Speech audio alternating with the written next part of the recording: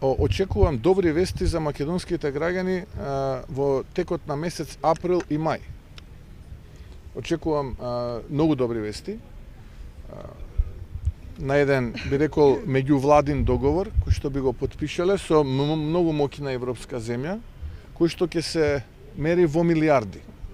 Не во милиони, во милиарди.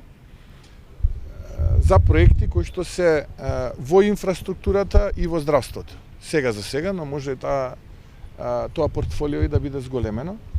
Но очекувам ваков меѓувладин договор, ќе повторам, со многу моќна европска земја,